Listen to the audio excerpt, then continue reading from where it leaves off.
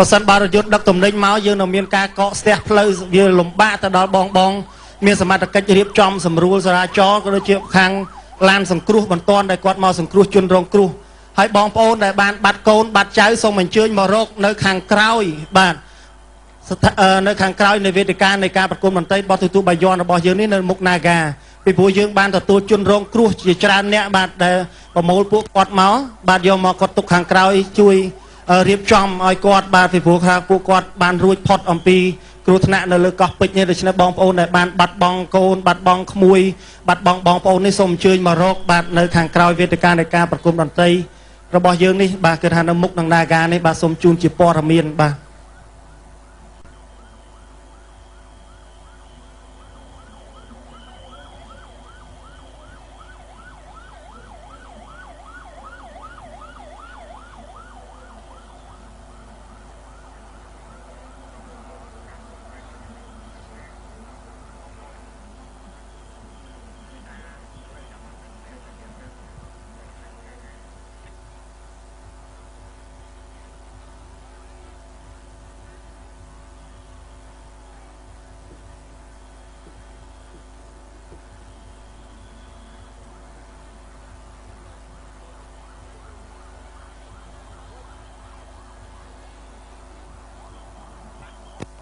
បាទហើយសូមជូនព័ត៌មានបាទម្ដងទៀតដល់បងទាំងអស់បាទបងប្អូនទាំងអស់ដែលមានវត្តមាននៅវេទិកានៃការប្រគំតន្ត្រីរបស់យើងនេះសូមមេត្តាកុំមានការចលាចលហើយសូមរក្សា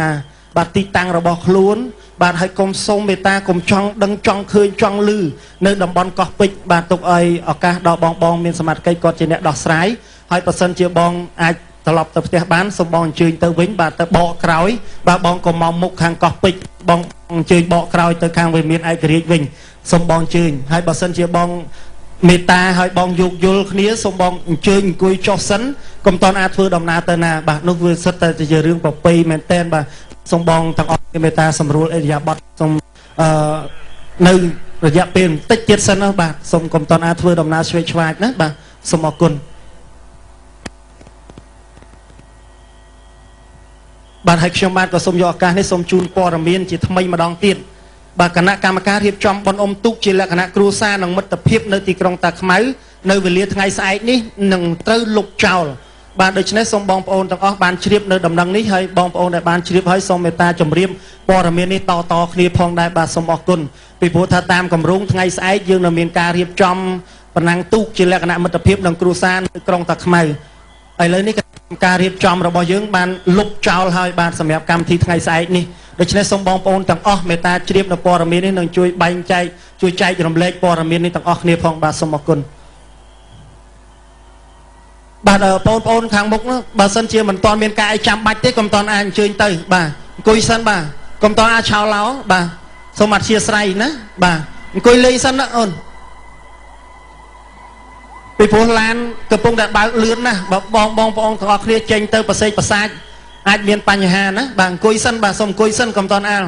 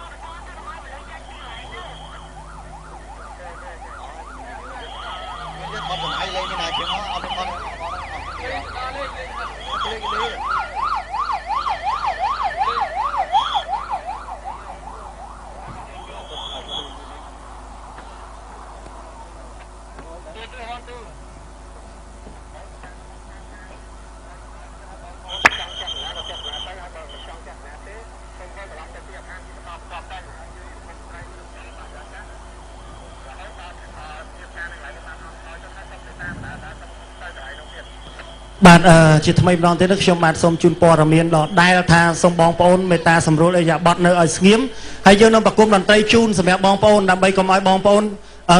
ទៅកោះពេជ្របាទហើយសម្រាប់បងប្អូនដែលអត់ចង់ទស្សនាការប្រគំតន្ត្រីអាចអញ្ជើញត្រឡប់ទៅផ្ទះវិញបានហើយប៉ុន្តែសូមដាច់ខាតកុំទៅតំបន់កោះពេជ្របាទខាងមុខយើងនេះគឺទៅមិនបានទេបងប្អូនអាចបកក្រោយបានអ ចឹងសូមបងប្អូនជ្រាបជាព័ត៌មានផងដែរបាទសូមអរគុណហើយសង្ឃឹមថាបងប្អូនទាំងអស់គ្នានឹងចូលរួមបាទនៅក្នុងពេលវេលាដែលយើងកំពុងតែមានបញ្ហានេះអញ្ចឹងបើសិនជាបងប្អូនអាចអង្គុយបានអង្គុយបាទហើយបើសិនជាបងប្អូនចង់ត្រឡប់ទៅផ្ទះបកក្រោយពីព្រោះថាយើងនឹងបន្តការប្រគំតន្ត្រីជូនសម្រាប់កំដរបងប្អូនដែលទេសនានៅទីនេះបាទសូមអរគុណ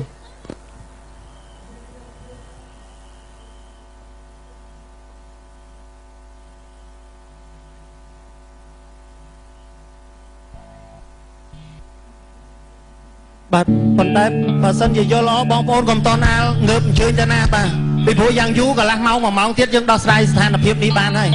បងប្អូនចេញទៅរត់តែបកលក្ខណៈឲ្យមានបញ្ហារញ៉េរញ៉ៃទេបាទអញ្ចឹងសូមបងប្អូនអង្គុយសិនទៅបាទសម្រួលអេរយាប័តសិនបាទ